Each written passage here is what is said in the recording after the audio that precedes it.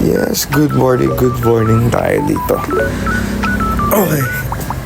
So, ayan, tamang lakad tayo papunta dito sa ating breakfast. Hidden gem to eh. Yan, ganyan kalinis sa Marikina. Kita nyo naman. Siyempre, malapit na tayo doon. Tamang lakad at paaraw. Uy, Genesis Pandesal.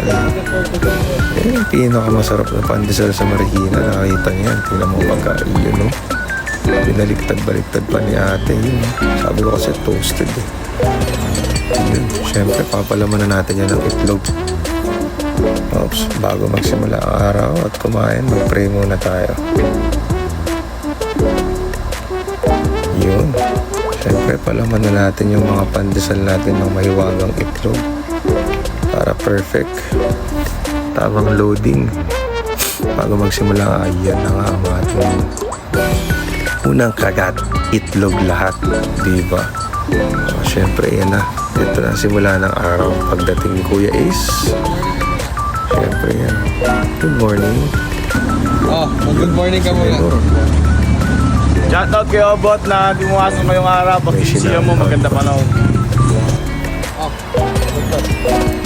Siyempre, dapat share natin sa kanilang breakfast natin. Kaya nga tayo nag-prepare na marami. Ano mag-sort?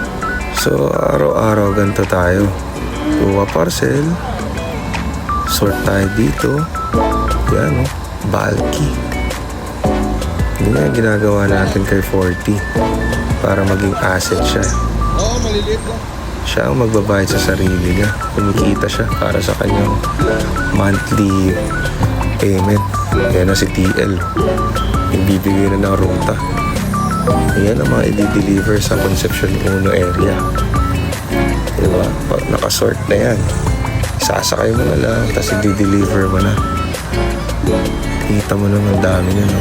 138 parcels yata kami kahapon. Tapos yan, tamang logistics lang tayo dito sa taas ng bahay.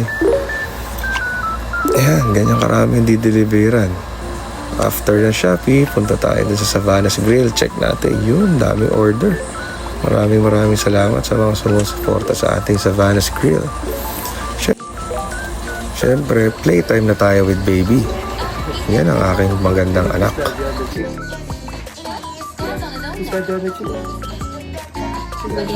They're all being chased to one place.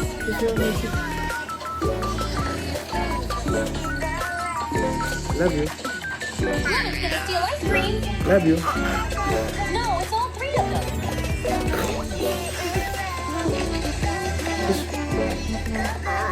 Gotcha.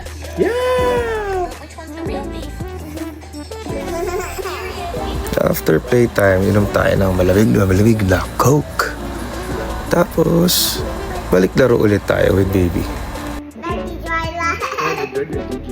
Oh, say thank you for watching, guys.